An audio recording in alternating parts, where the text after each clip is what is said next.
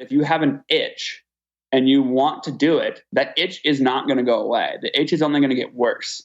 And if you don't go and if you don't do it, the itch will just turn to regret. And so that's what I run into. And I run into all these people who had the itch, and then eventually realized that they got too old, they got too settled down, they have kids, whatever it is, and now the itch turned to regret, and they wish they would have done it. Welcome to the Budget-Minded Traveler podcast, your source for the everyday inspiration and practical tips that make international travel accessible to everyone. Welcome back to the Budget-Minded Traveler podcast. I'm Jackie Nurse, and I'm so happy that you're tuning in today from wherever you are. I hope you're having a great day. We have a fun episode today. We're going to start a short series celebrating those solo male travelers who dare to adventure on their own. And you'd be surprised at some of the things that they deal with. And we're going to kick it off by going inside of #vanlife with my friend Andy Austin, who just celebrated his 1-year vaniversary, if you will. But before we do that, I want to tell you where I've been, because there's a good reason that I took a break from producing the show for the last couple months. And there's something extra special in it for you right now, this July 2017. Sorry if you're listening to this in the future and you missed the special deal. I'll tell you what that is in just a minute. Many of you know about and have actually read my travel handbook that I wrote back in 2013, which was actually my first attempt at educating everyone in my network about how I manage my travel lifestyle, from how I save for travel to exactly the steps that I take to plan my trips overseas.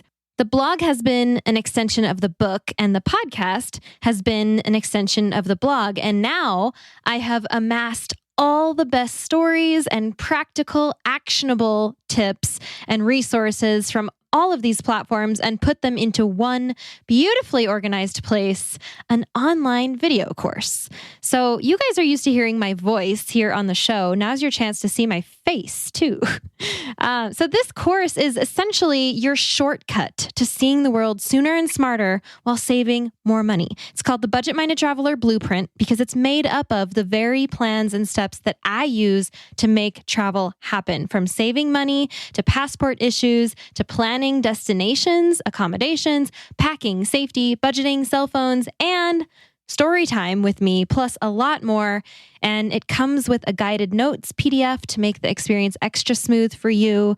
I launched it a couple weeks ago, but to celebrate the launch with you guys here on the podcast, I'm offering a special deal for anyone who wants to say yes to prioritizing travel in your lives right now. The introductory rate for the course is $59. $59. It's like maybe what you pay for 1 month at your gym or one dinner out. Yet this course is going to pave the way for you to travel like I do. And special price for you, I'm offering an exclusive discount to listeners of the podcast. That's you. So with promo code BMT Podcast Fan, BMT Podcast Fan, all one word, you can save 15% right now, and that is good through July 31st at midnight. So jump on it if you still can. I know that not everybody listens to the show as soon as it's published, so I'm giving you an entire month to get on this promo code. So go to thebudgetmindedtraveler.com/blueprint to sign up. You can see what other people are saying about the course there as well. Things like, it feels like such a natural extension of the podcast. And even after the first section, I feel so inspired to get back into my travel goals. That was from Veronica. Shout out to Veronica because I know you're listening to this. And this one from Austin, I was legitimately blown away by the course. It is truly packed full of knowledge and tips that even the most experienced traveler would learn from. I actually tried my best to pick holes in it, and I really couldn't. There are so many things in there that had I known when I first started traveling, I would have saved myself a small fortune. This is some powerful stuff. There's a section in the very first module of the course where participants are invited to leave comments about what their travel goals are, and I am going to read a few of those to you because I have a feeling that some of these will resonate with some of you. Alana says, figuring out how to truly prioritize travel rather than just pretending like I am is my biggest goal for this course. Cassie says, I've always wanted to travel and see this beautiful world. Like most people, though, I've used money as an excuse to postpone it, and an experience and work and fear. But I need to get out of my comfort zone and out of my own way. I love that. Jen says, some major life changes made me stop and think about where I wanted to take my life. I've come to realize that my goal is to travel as frequently as possible, both nationally and internationally. There are so many amazing places I want to see. From this course, I hope to take what I've already learned from Jackie to the next level, especially financially. Nicole says, I've never been off this continent and I'm just starting to plan my very first solo trip. Europe is the goal. I'm terrified and so excited. And one more. Matthew says, I want to stop dreaming of all the places I want to see, and I want to start experiencing all the places I want to experience. I want my wanderlust to fuel the life I want to live, and I don't want to go broke achieving it. These are the kind of people that are signing up for this course. So if that at all sounds like you, go check it out, because this course is exactly where you need to be. I could go on. It is so cool to see you guys stepping up and declaring your goals. I know it's a powerful thing, and I can't wait to see where you all go. So again, go check out thebudgetmindedtraveler.com/blueprint and use promo code BMT podcast fan to get 15% off your enrollment before July 2017 is over. And if you're listening in the future, go to the website and see if there are any current deals going on. The course is going to remain open for enrollment for whenever you are ready to join us. All right. Thank you for letting me say that. Thank you to those of you who have already enrolled in the course. I can't wait to see more of you in there. But for now, let's get to today's conversation. Andy Austin is a Montana-based adventure travel photographer living on the road in a converted van, sometimes down by the river. He has worked with clients such as National Geographic Traveler, the World Wildlife Fund, Reebok, and more. And his ultimate goal is to inspire his social media followers to get out and see the beautiful world around them, even if it's in their own backyard. And that is one of the best points going into today's conversation. So on that note, I'd like to welcome Andy Austin. We're so grateful to Osprey Packs for partnering with us and supporting the podcast, so please stay tuned for more about them later on. I have an opportunity for you to join me in real life for some real travel. Here's the latest Jump Adventures update. We are going to Greece for a bike and boat island hopping adventure this May 9th to 16th, 2025, and we still have space left. Check out jumpadventures.com to learn more and book now. We're going to have a yacht all to ourselves with ensuite cabins on board, so you get to sleep in the same bed every night as we start in Athens and make our way west toward the island of Corfu. You'll have your own bike for the week, e-bike if you want one, for cycling the islands as we go, in between meals crafted by our private chef on board, and all the relaxing you want to do on the top deck under the Mediterranean sun. These bike and boat adventures are our most carefree and relaxed trips. All you have to do is say yes and show up, and there's still space. Head over to jumpadventures.com to grab your spot now, and we'll see you there. Okay, so we have Andy Austin joining us today. Andy, actually, where exactly are you right now? Today I'm in Billings, Montana.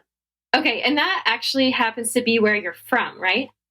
It is. So I managed to sneak into my parents' house to use their Wi-Fi in a nice quiet space for this. Sweet. This is a legit question for you these days because your house has wheels.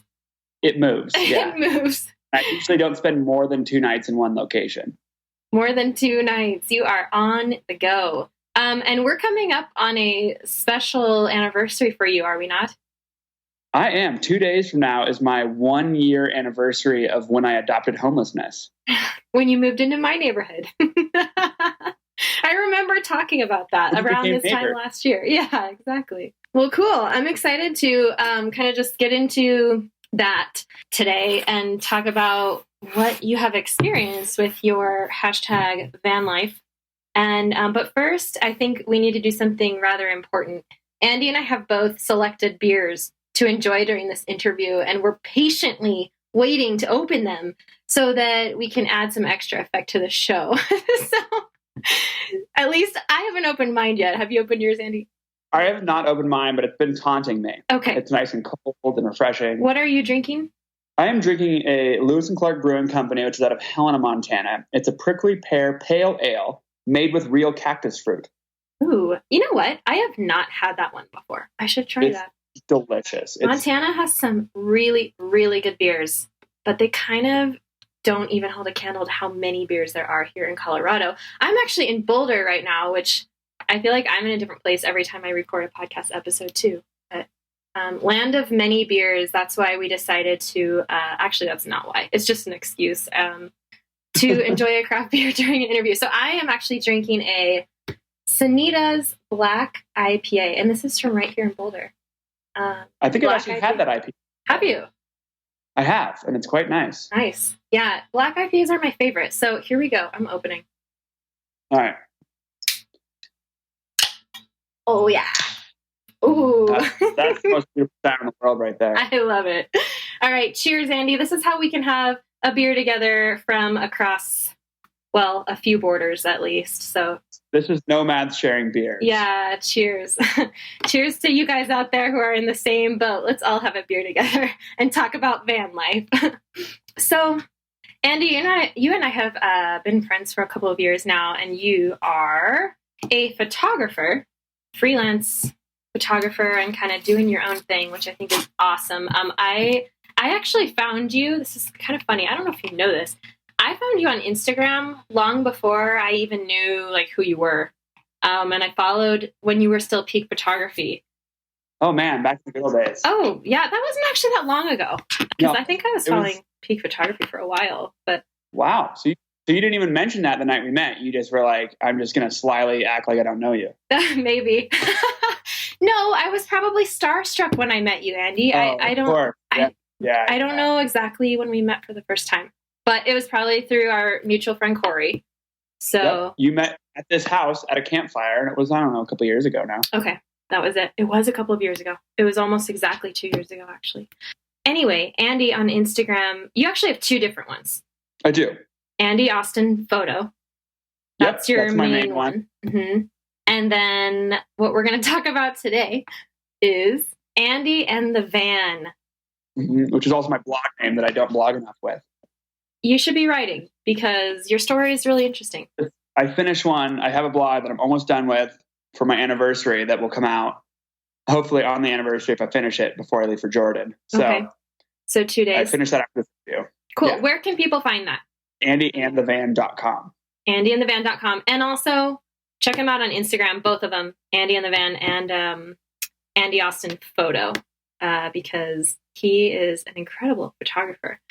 So, Andy, let's talk about you. Let's talk about your story and what led you to your current home, because that is what I want to share with my listeners, is the fact that you've now been living out of a van for the last year. Yeah. Tell us a little bit about you, like where you came from and where your career shifted to make you want to live in a van, etc. Like all of that stuff. Yeah. And my story is pretty interesting because I think the weirdest part about mine is like I didn't want to live in a van for like the cliche van life photos. Like even if you look at my Andy Austin Photo account, like you don't even see my van that much. And so for me, it just made sense. It really just was like, I'm traveling all the time. I'm not in one place. And then I was sleeping in my Subaru a lot, and I'm 6'5", and so that was just not convenient. Mm-hmm. And so for me, it just made a lot of sense. And the other thing is growing up, long before I was not an adventurer, long before I was not a photographer, all this stuff, I dreamed of owning a VW bus, basically. I have no idea why, but I always thought they were the coolest cars. I think you're among your people here. I'm pretty sure a lot of people think that that's a really romantic idea. For sure. And then when I actually got closer to the whole van life dream, I knew I wanted to live in it for at least a couple of years and then do that and just see how it goes. I really, of course, wanted a Westie, a Westfalia, all that. But when looking into them, they were so expensive for the value. They're beautiful machines, but at the same time, they're just not reliable. They break down every other day and they get terrible gas mileage and, you know, all this stuff. So I ended up going with a nice Dodge Sprinter van, just a big white, tall van. And I absolutely love it. For the value of it, I get great fuel economy. It's really reliable. And, you know, it's got way more power and speed than a Westie does. It's just not as beautiful looking. You know what? I think I'm actually looking at one of those right now. Are they kind of narrow and tall? Yep, that's a Sprinter. There's one, and I see the Dodge emblem. There's one right here in my parking lot. Probably. Someone's probably living there. So this is really cool because I can kind of imagine. I've seen pictures of your van as well. Mostly, you actually take more pictures of the inside than you do of the outside too. The inside is much more beautiful. It's all reclaimed wood. And then usually beautiful girl in there, like it helps tie it all together much more than the outside looks like a creepy white van. I have to say, you are better at that than anyone I know. How do you always find beautiful women to have in your pictures? Everywhere you go. I get asked so much, and I honestly don't know the answer. You just have a lot of friends, a lot of girlfriends. I do. And that's how I've always been. I always grew up having more girlfriends than guy friends. And now it's working out for you because they look amazing in your photos. Yeah, and it just helps now that like it's just become a thing to have beautiful girls posing with the van. Hey, it works. So I don't mind. Obviously, I'm not complaining at all, but I do get asked a lot of questions, when I come back to Billings and I see my family, and my dad's just like, well, who's that girl or that one or that one? You're like, Dad, it's not what you think. Yeah, it's not. They're just friends. I'm paying them for a photo shoot. No, I'm kidding. Yeah, exactly. I pay them in tacos and beer usually. Mm-hmm. I love it. So, yeah, but back kind of where I started this thing was, so I played football all through college, Montana State, all that fun stuff. And so I played college football, and then I graduated with kind of no life plan. And so then I settled down and got a job here in Billings, which I worked for a year and a half, sitting in a cubicle basically. And it basically slowly started killing me, I think. So I just got to this point where I realized, here I am, I have no wife, no kids, no girlfriend, no ties to really anything. So why would I sit in this office when people will pay me to travel the world? As a photographer, you're thinking, or how are you automatically coming to that conclusion that someone would pay you to travel? As a photographer, because during my time working my old job, which was tourism promotion, doing social media, PR, all that fun stuff, I was basically working as a full-time photographer on the side of that too. So I knew it was possible. I knew I had enough clients through that. That's when you started Peak, right? No, I started Peak actually in college. I started it in my last years of college. Wow, okay. So I was playing football, running a charity, running a photography business, and going to school. Okay, so you've always had this interest in photography even before you started all your traveling and all of that. So photography was kind of your thing, right? Yeah, and I grew up traveling, and I grew up with a camera in hand always. I never thought like photography would be, my calling or a job or a career or anything more than just like I travel a lot and I like to take pictures. Yeah. You know what?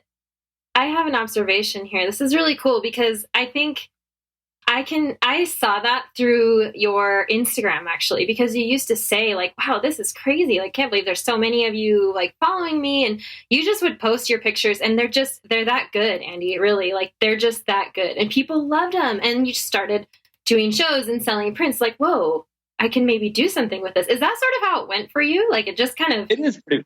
Yeah, like that's what it seems really like. I remember launching my first website. And I launched it as andyaustinphotography.com. And I still had 2 years of eligibility playing football left. And in the first few nights of launching the website, I sold 20 prints. That's and I was crazy. Blown away that people actually wanted this stuff. And so I was shocked. Well, then the NCAA actually shut me down 4 days into it. They basically sent me a cease and desist letter. And actually I was ineligible for a week of football during the season. Because you were trying to make money? Yeah, because I launched my own business. And they basically told me that they own my name until I graduate. And so I cannot use my name or likeness to promote a business. So you came up with Peak? You're so smart. Way to work the system, Andy. So let's fast forward back to talking about the van a little bit. Because now we know that you basically... After you quit that job, you went off on your own to be... Actually, when did you quit that job? April 22nd, that last year. So this is my year anniversary. Yeah, last year. And then you decided to go out on your own freelancing, figuring you can sustain yourself with what clients you have and just kind of take the leap and go out on the adventure and see what you can find, right? Correct. So how did you do your van? Did you build it out or did you have it done already? Or How did that work? No, so I got it off of Craigslist from a guy who converted it and did an amazing job on the conversion. Okay. It was just a stroke of luck. I had been looking for vans for months, and I had checked out a number of vans, and just none of, like, I always had this list of things that I wanted the van to have, and none of them could get every item checked. So one day, because I was guiding in the summertime for my parents' company, Austin Adventures, and I was between guiding trips, and I just happened to be in Bozeman for 2 days before I had to drive down to the Tetons. And I looked on Craigslist, and there happened to be this beautiful Sprinter van, and I was just awestruck by it. So immediately emailed the guy, knowing he's probably got a bunch of offers already on it, because once these converted vans go up for sale, they're gone lightning quick. Mm-hmm. So emailed the guy, and I said, hey, I'm in town for like 2 days. Is there any chance I can come check it out before Monday afternoon? And he said, yeah, you can come check it out Monday morning. And I said, perfect. So I go and I check it out. I drive it around. I'm like, this is amazing. And I basically bought it on the spot. And so wow. I wanted to get a mechanic to check it out, but he's like, yeah, you can. I was like, can I get a mechanic to look at it? He said, yeah, no problem at all. However, you have to... There's another guy who has a mechanic checking it out this afternoon. Yeah. So basically, if you want it, take it. Correct. Jump on it. And I could tell he did an amazing job on the conversion and had taken immaculate care of it. So I took a leap, and I remember walking to the bank and going up to the bank and saying, okay, I need a cashier's check for this amount. And they looked at me and said, you do realize that's pretty much all the money you have, right? And I looked at them and said, yes, I know. Give me the cashier's check. So I basically drained my account, which was like all this money that I'd saved up while working my normal job and while working as a photographer during that time. It was all this money I had saved up for like a rainy day, and basically said, okay, if this whole freelance thing doesn't work out, at least I have this to fall back on. Yeah, you could sell it. It's an investment. Absolutely. So then I took my rainy day fund and totally wiped it out. And then I kind of knew, okay, now I have to make the freelance life work. I love that. I have a question. I don't know if you're comfortable sharing this, but how much was the van? So the van was $22,000, which fully converted is a pretty good deal, because those Sprinters run anywhere from $10,000 to $15,000 for the conversion, or for just a shell. And then he had put solar panels on it. He had put stove, a sink, all reclaimed wood cabinetry, beautiful memory foam mattress in it. And then the kicker that it actually had in it, which was not on my list of things that I would want, but now if I was to build my own van out, I would definitely want, which is a diesel furnace. So that kept me alive this winter. I was going to say, you're from Montana. Like, that's why you need it. I suppose it depends on where you're going to be taking your van if you really need that. But that was my whole thing, was like, oh, I'm gonna get the van, and then I'm gonna spend most of my winter in like the Southwest where I'll escape the cold. Well, that didn't even happen. I spent most of my winter actually in Montana. So cold. If it wasn't for the furnace, I would have been dying for sure. Mm-hmm. So that was a lifesaver to have. We'll come right back to that. Let's take a moment now to thank our wonderful show sponsors.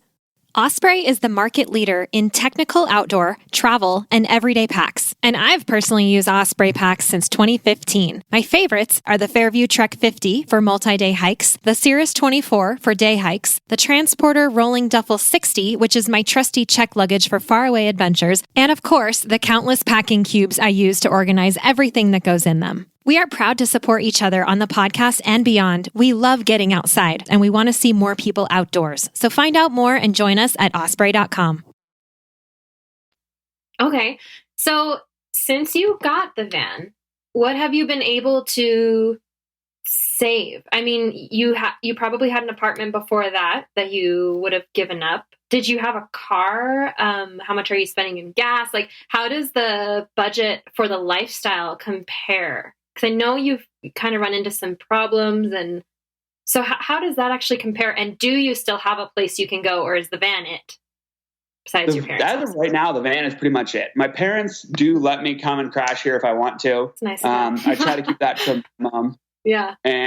But they're always happy to see me, and they know that if they open the doors to me, that means I'll actually come back and say hello from time to time. So smart parents.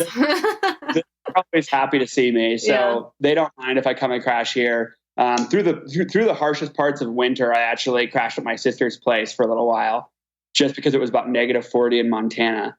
Why didn't you just drive south? You can drive. I know. The only reason I didn't drive south was because of Wheels of Change. So I was working on this bike project, and I had to be here to be basically taking apart bikes and collecting bikes to put in the shipment. And so that was the only reason, that was the only thing holding me back from leaving Montana, was that. And so during those really harsh, cold weeks, I just kind of went to my sister's house and bunkered down and gave her a little bit of rent money and did that. But overall, I calculated it the other day. I've saved about $12,000 in rent so far.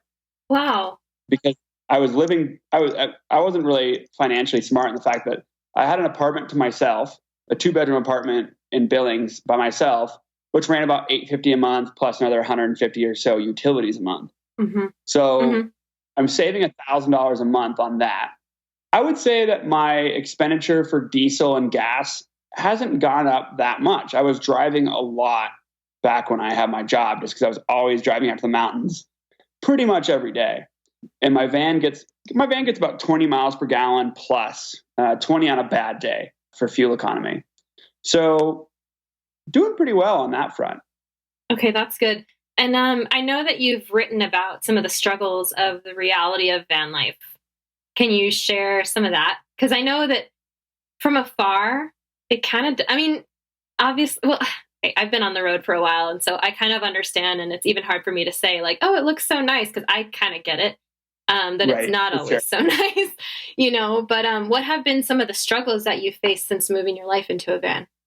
Yeah, I mean, it's definitely not as glamorous as people think it is, because when they look at my Instagram, what they see is they see beautiful locations, beautiful women, the sunrises, the sunsets. They see, all of these people that I get to hang out with. I'm pretty fortunate to have pretty amazing group of friends.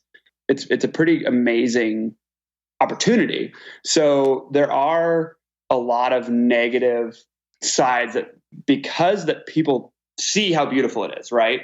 So they don't really think about the downsides. So I get approached by everyone where, it's old guys I played football with, or even just friends who are even in this life, who just see the highlights. They see the Instagram posts, the Facebook posts, and they don't realize that kind of captures maybe 10% of my day.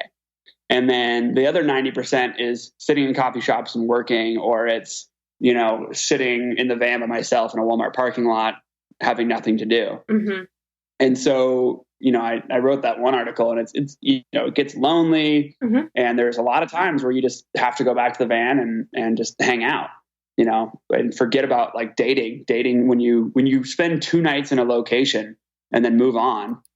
Dating is pretty much impossible. Mm-hmm. It's like, oh, we had our first date. Okay, now I'm leaving. We have our second date in 3 months, right? Hey, at least you're getting dates. Right, that helps. But no, so I love this life, and I love what I'm able to do with it. However, there are the downsides, like anything. I don't think people were meant to live in vans. So right, you got to be really adventurous. You really do. Yeah, it's rough. I mean, to live in I think it's like 50 square feet or something I live in. Yeah. And I was actually talking to somebody the other day about a tiny home, and like how that's kind of, I think my next step is to maybe go into like a 400 or 500 square foot tiny home. Oh my gosh, it's going to be huge.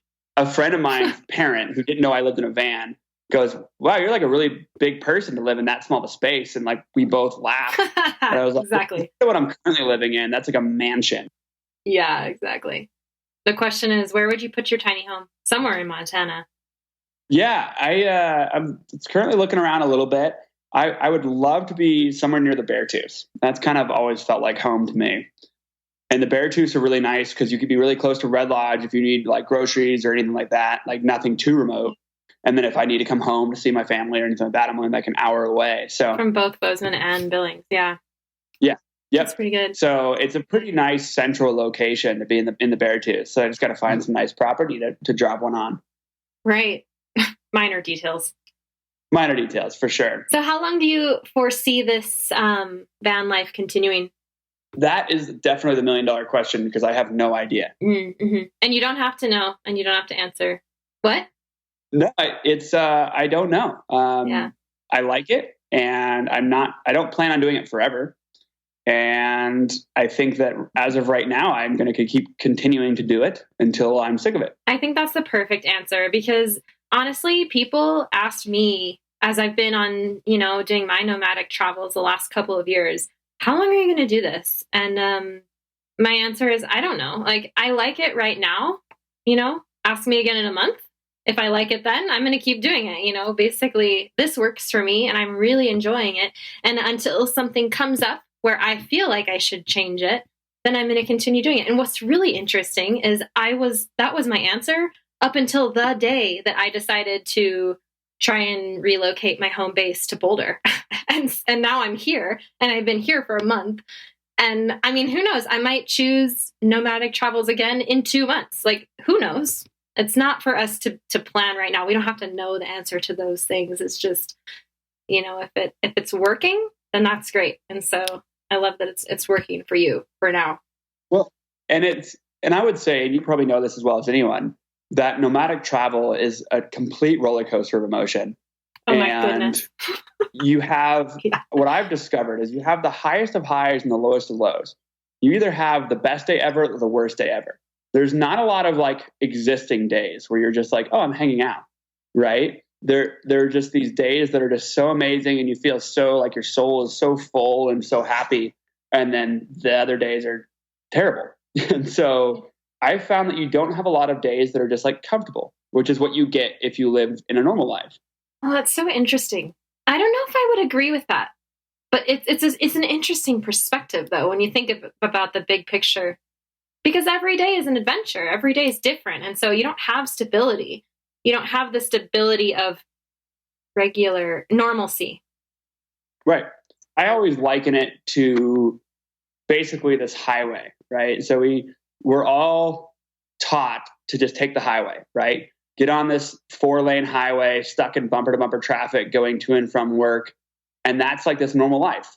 And the highway it's pretty safe. Like for the most part, yeah, there are accidents and you can get flat tires and some people die. But for the most part, that is the safe route, right? And so it's pretty comfortable. Everybody knows it. It's this highway they take every single day. And that is this normal life of society.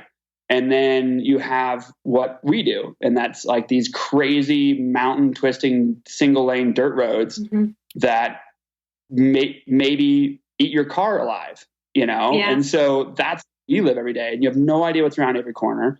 You have no idea what's going on. And so you have these absolutely stunningly beautiful views, and those are those highs. But then you have the other days where you break an axle because you fell into a life-size pothole that you didn't see coming.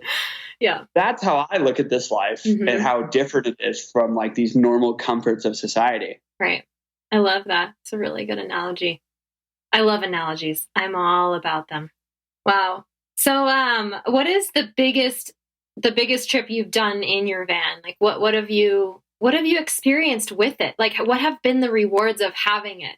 Yeah, I think that there's been a few. I mean, there's been a lot, but it's so convenient to not have to ever be somewhere, right? And so like I did just 2 weeks ago, I went to the Canadian Rockies and I was in the Canadian Rockies for like a week and a half or so, but I went there on a whim and just decided to go north. And I was in Billings to see my family for a couple of days. And then I was going to see a friend in Bozeman. And I told them, I'll be back in a couple of days. I'm just going to go to Bozeman for a day or so. And then next thing I know, my dad's texting me, hey, how's it going? When are you coming home? And I said, I'm in Canada. So like, forgot to tell him. Have you been to Baja? I have not been to Baja yet. Would you take it over? If you would have been a few more weeks, I could have come down and visited you. I know. But you escaped too quick. I was there for 3 months. I know. It took me that long to actually have enough free time to head down that way. Yeah. Well, if you want to go, let me know. Okay. That'd be fun. Well, we were going to go together. We talked about it in Alaska, but it never happened. Yeah, we should. I know someone who has a van. Yeah, I do too. Yes, I did that. And then like another cool one I did was for New Year's, I went to Switzerland and Italy and Not kind of on with a your whim. van. Not with the van. But what I did do was flights were like crazy, stupid cheap out of Seattle. So I flew to Amsterdam for like $400 and it was like $1,500 out of Montana. So it cost me $100 in diesel each way. And I drove to Seattle. And then I also made work of that where I stayed in Seattle for an extra week when I got back from that, saw friends and saw lots of good times. So that was pretty fun just to drive out to Seattle and do that. Yeah, it was really nice to just, I had friends in Seattle that let me drop my van there for the 2 weeks I was in Europe. And yeah, it was really cool just to have that freedom. Yeah, that's great. So you probably have some more big plans coming up for your van then, no? Well, for the van's going to get parked as of tomorrow for the next month. Right, because you're heading to Jordan. I'm heading to Jordan tomorrow.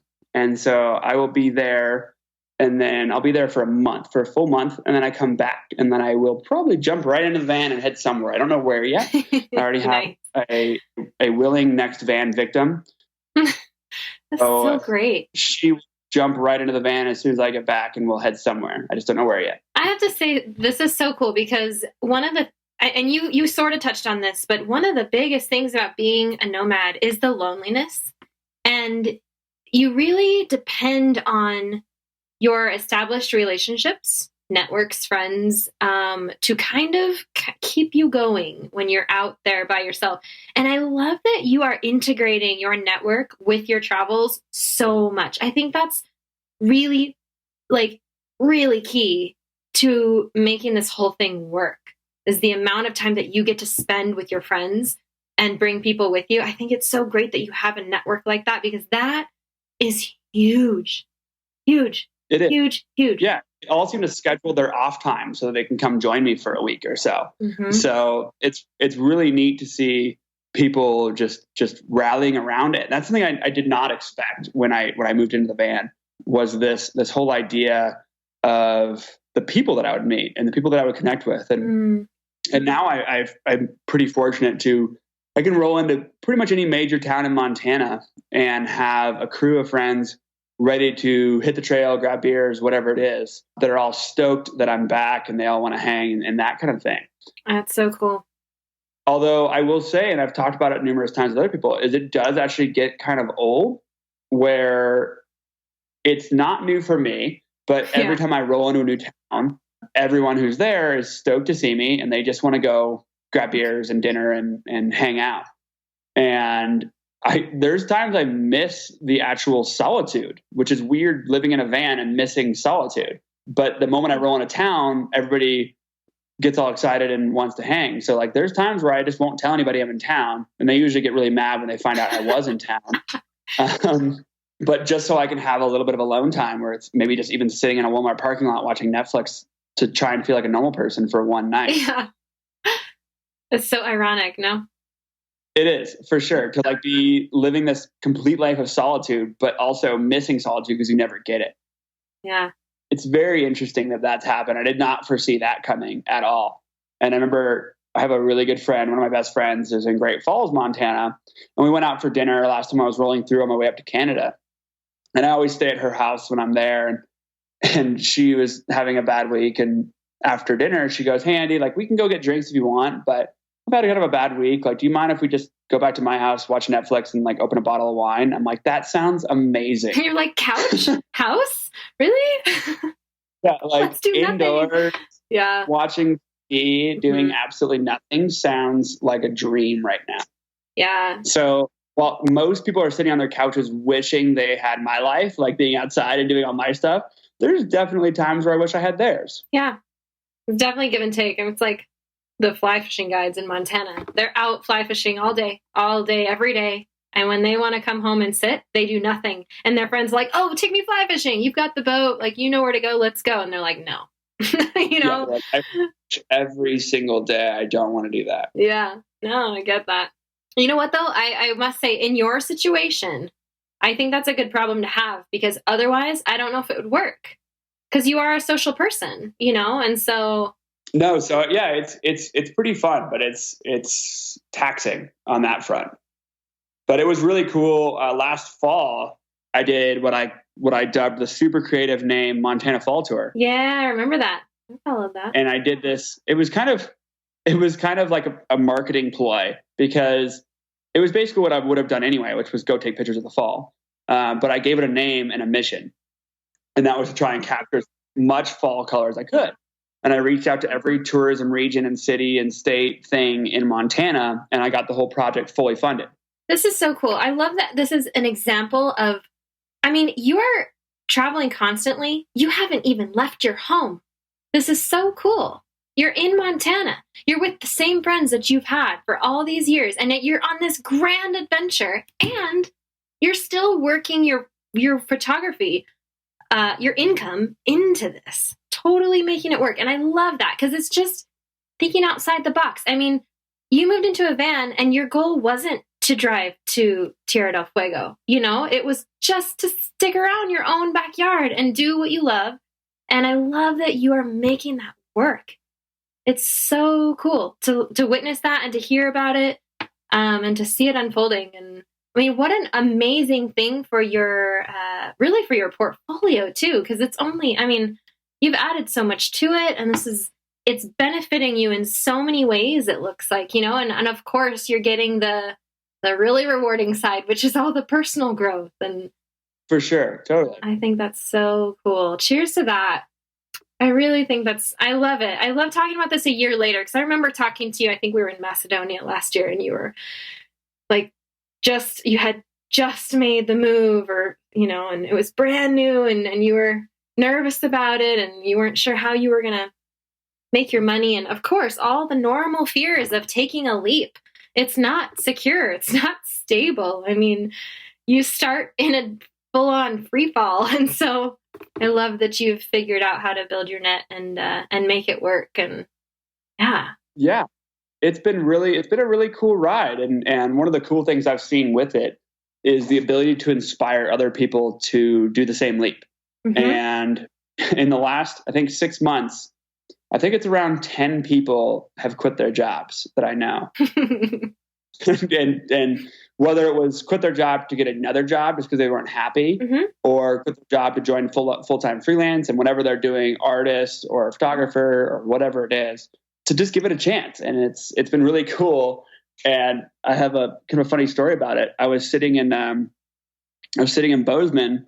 It was a few weeks ago for a run to the pub, and I ran into a friend of a friend who my friend really wanted me to meet. So I talked to her, and she's a blogger and doing really cool stuff. And I said, "Oh, are you doing it full time?" And she goes, "No, I wish. Like, I'm going to be. I want to someday, but as of right now, I'm just doing this in my free time, and it's really fun. But I want to do it full time." And I said, "Okay, cool. Well, just so you know, if you hang out with me too much, you probably will quit your job." And then 20 minutes later, I got a text from my one friend, Carissa, who just said, "Hey, just quit my job. See you in Helena."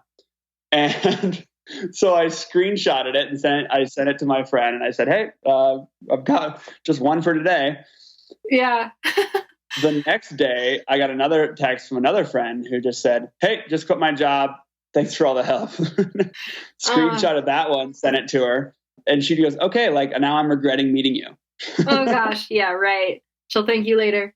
I swear, Andy, we could compare these notes, because I get them too. And you know, it's not like we're advocates of, quit your job. It's just, we're advocates of do what you feel like you're called to do, because this is your life. Right. Like do what makes you happy, you know. And I have even the people that are just like in these jobs, and I talk to them and I'm like, "Well, why are you doing it?" And they're like, "Well, I get paid." And I'm like, "Okay, but you're not happy." And they're like, "Right." I'm like, talking to them about it, I'm like, "Well, you're not making like crazy amazing money. It's a job that even if you quit it, you can come back to another job like it, mm-hmm. at any time." Yeah, there are many sources of income in this world. I agree 200%. There's always jobs, especially like here in Billings or anything, and like a lot of Montana. There's a million jobs in this state where there's a worker crisis. Like in Billings, especially, there's a worker shortage. Let's not sell Montana. Montana is really crappy. You guys shouldn't go there. Awful and ugly. It's cold forever. You should really just not go to Montana. It's terrible. And yeah. Yeah. So yeah, but it's just like, if worst comes to worst, you can get another job tomorrow. It's very true. I tell people that all the time. It's so true. If all you need is money, you can do it in a lot of ways. If what you want is fulfillment and creativity and answering yourself to yourself, then that could be an adventure for you in whatever that might look like. It might not look like moving into a van.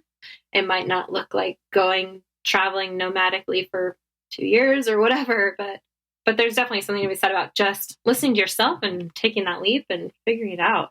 One of the things that's been surprising to me has been the response. I expected like a negative response from a lot of people, where I would get, older people going, I'm just some stupid young hippie kid, that doesn't want to pay bills and just wants to freeload or whatever, right? I expected at least some of that, especially from the older generations. And it's been surprising that I have had 0 people tell me that I'm an idiot. 0. Like my success rate is 100%. And that has been shocking, because I expected to at least get some negative feedback. But I've run into 2 types of people. Type 1 is with the older generations anyway. Type 1 comes down to people who tell me, man, I wish I would have done that when I was your age. I just jumped right into marriage and gotten kids and going into a family and doing all this. And I wish I would have just taken a few years to just live on the road and just do what makes me happy and just be out there. And that's one type. And the other type that I run into are the people who did it. And, one of my really good friends, her dad is like really well off now, but he was a total nomad hippie, climbed mountains every day, hitchhiked to climb mountains, lived in a van, just, did the life. And he doesn't talk about, even now, like the successful things he's doing as a businessman. All the stories you ever hear him talk about is when he used to live in the van and when he used to do all the crazy stuff that he used to do. And, you talk to these people and they say, right, I wouldn't do it right now. I wouldn't go jump in a van and live it at 70 years old or whatever. But I'm so glad that I did it. Yeah, I love that. What advice would you give to anybody who's kind of thinking about this? Because I know there are a lot of people out there who think that living in a van is a cool idea. So what would you say to them? I mean, my personal favorite motto is just go. And we've never heard that on this show before. And that's as simple as it. It's as simple as it gets. And that's it. Like that's the advice. I can't give everybody a specific piece of advice for what their circumstance is, but I can tell you that if you have an itch and you want to do it, that itch is not going to go away. The itch is only going to get worse. And if you don't go and if you don't do it, the itch will just turn to regret. And so that's what I run into. And I run into all these people who had the itch, and then eventually realized that they got too old, they got too settled down, they have kids, whatever it is. And now the itch turned to regret and they wish they would have done it. Mm-hmm. I love that, because that applies to everything in life. Not just your idea to live in a van, but any of those ideas that you have, any of those dreams that you have, that applies completely. Right. And that's what I tell everyone. It doesn't matter if you're trying to live in a van or travel or anything, is if you have a dream of some sort, you have to try, because nobody has ever regretted trying. They regret not doing it. Mm-hmm. So even if they fail and they have to go back and they have to slump back away and do something else, there's still this sense of pride in trying. Absolutely. I think failure is a matter of perspective completely. It is. I think the biggest failure, I mean, it's been said a million times, the biggest failure is not doing it. Yeah. And not trying. That you're not a failure if you try to live a dream or you chase a dream and then you have to give it up. That's not failure. Mm-hmm. Yeah, it reminds me of it's either Liz Gilbert or Brene Brown. I can't remember which one. They did it in a conversation together, but the question wasn't, what would you do if you knew you couldn't fail? It's, what would you do even if you knew you were going to fail? Like, what's worth doing even if you fail? And I think that we learn from all of these kind of big experiences. And so I don't know. I don't know if I agree that there's even failure in that. I guess it depends on what your measure of success is, but I think personal growth is a huge success, and you're going to get that no matter what. So I agree. Well, Andy, we got to wrap up here because we could talk about this for a long time. Oh, we can talk about the days for sure. Yeah. But let's remind everybody where we can find you real quick. So where are you on social and online? On every social media platform out there, you can find me at Andy Austin Photo. It's Facebook, Twitter, Instagram, all those fun things, just at Andy Austin Photo. And then on Instagram, I also have at Andy in the Van, which is a little more of my crazy life behind the van. And it's more portraits and van life and crazy, stupid things like me wearing Pendleton matching pajamas. And smoking cigars. Yeah. And smoking cigars right. And just doing dumb, stupid child things like I do. That's Andy. All right. Andy, thank you so much for coming on and sharing your story.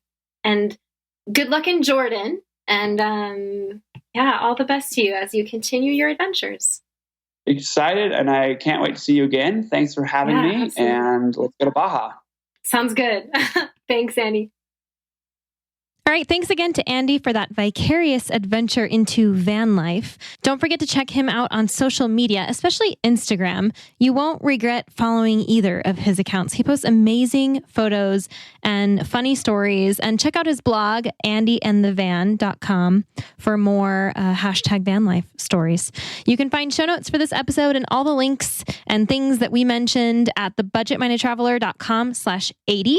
And remember, you have until the end of July 2017 to take advantage of your special BMT podcast listener promo to join us in the Budget Minded Traveler Blueprint online course as we make bold declarations and take steps together that will get us to our next trips sooner and smarter. So go to thebudgetmindedtraveler.com/blueprint and use promo code BMT podcast fan. I'll spell that out for you. It's BMT PODCAST FAN, BMT podcast fan, to get 15% off while you still can. I hope to see you guys in there. Thanks again for listening, and I promise I'll be back very soon.